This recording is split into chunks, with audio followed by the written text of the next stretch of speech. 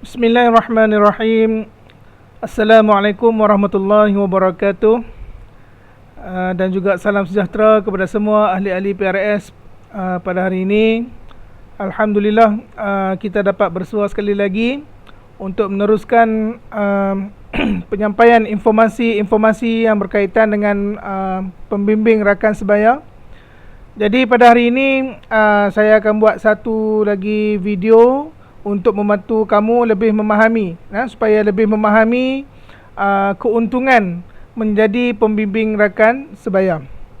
Pada video-video yang lepas, saya telah menerangkan berkenaan dengan etika, fungsi, peranan, apa yang PRS boleh lakukan, apa yang PRS tidak boleh lakukan.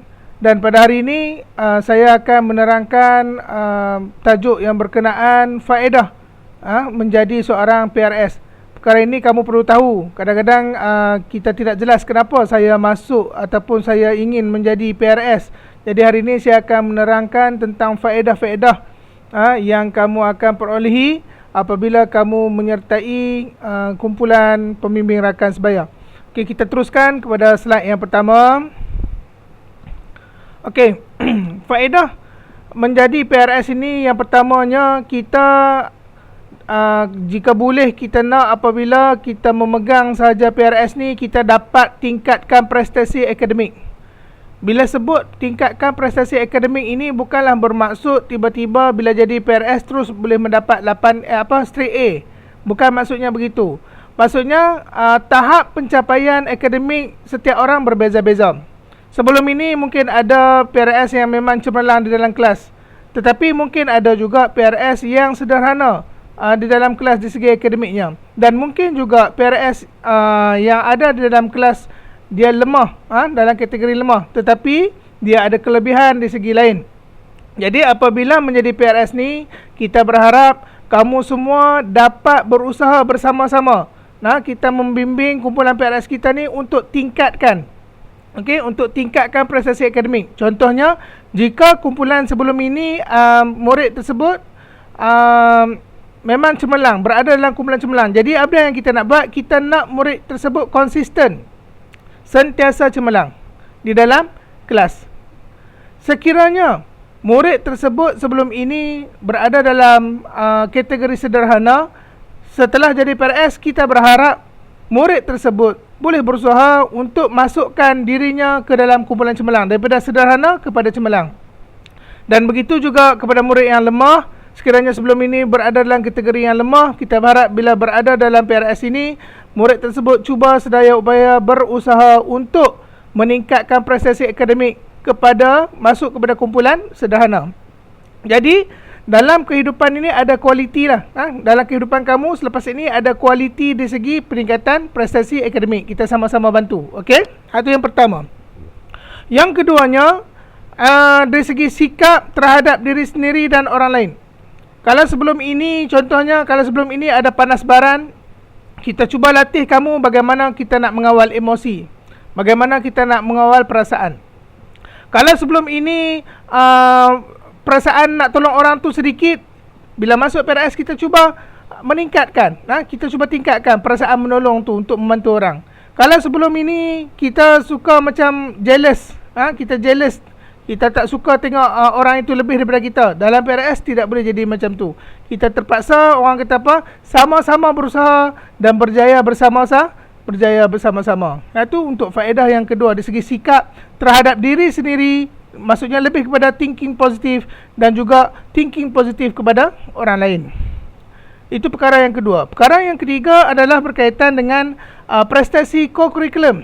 Seperti mana yang kamu tahu, PRS ini dia termasuk dalam extra curricular. Dia ada sumbangan-sumbangan lain. Sama macam orang kata apa, pengawas sekolah, sama macam pengawas koperasi, sama macam pengawas pusat sumber. Jadi PRS ini pun dia berfungsi begitu, cuma peranannya berbeza daripada mereka. Dan satu lagi, dalam co-curriculum ini kita cuba melatih kamu ada jati diri dan juga dari segi keyakinan diri. Dari segi keyakinan diri ini juga akan membantu dari segi prestasi co-curriculum. Saya nak selepas ni PRS tidak takut untuk menyertai mana-mana aktiviti. Kamu kena latih, kamu terpaksa latih diri kamu supaya berada di depan, menjadi seorang pemimpin. Keyakinan diri ini kita akan bina. Okey, keyakinan diri ini perlu dibina. Kita perlu latih. Keyakinan diri bukan datang dengan sendirinya. Dia perlu dilatih. Dan selepas ni, jika saya buat kursus ataupun saya buat seminar ataupun saya buat apa-apa aktiviti, Cikgu Wani buat aktiviti, maka kita sama-samalah membina keyakinan diri masing-masing. Okey, yang tu untuk slide yang pertama. Kita tengok untuk slide yang kedua. Selain daripada itu, PRS ini juga kita nak tingkah laku yang diguna pakai dalam ahli-ahli PRS ni boleh diterima oleh rakan-rakan lain. Tidak sombong, tidak panas baran, tidak kedekut. Okey, dan senang didekati. Macam-macam lagi, maksudnya mesra. Perkara-perkara tersebut semuanya perlu apa? Perlu dilatih. Kadang-kadang tidak semua orang mesra, tidak semua orang boleh menolong, tidak semua orang boleh bercakap di depan. Perkara ini perlu dilatih. Jadi sebagai ahli PRS, saya nak kamu menjadi model yang baik, menunjukkan tingkah laku yang baik, yang boleh dicontohi oleh pelajar-pelajar SMK Tunku Parlimen Besar. Dan faedah yang terakhir, apabila kamu menyertai PRS ini, banyak kemahiran-kemahiran yang akan dikongsikan. Dan selepas ini saya akan teruskan buat video berkenaan kemahiran-kemahiran tertentu yang mana boleh membantu kamu mengupgrade kemahiran diri. Salah satunya adalah kemahiran memberi pertolongan. Yang keduanya adalah kemahiran menghadapi kesukaran. Nanti banyak lagi kemahiran mendengar, kemahiran menghadapi masalah, kemahiran tegas diri dan sebagainya yang saya akan kongsikan dalam video. Jadi inilah di antara faedah-faedah yang boleh kamu dapati ketika kamu menjadi seorang PRS. Jadi cukuplah untuk 2 slide saya terang nak memberitahu kamu betapa pentingnya kamu menyertai pemimpin rakan sebaya ini dan betapa pentingnya kamu terus-menerus menyertai semua aktiviti yang dijalankan untuk meningkatkan kemahiran diri. Jadi setakat ini dulu untuk video pada hari ini. Terima kasih. Assalamualaikum warahmatullahi wabarakatuh.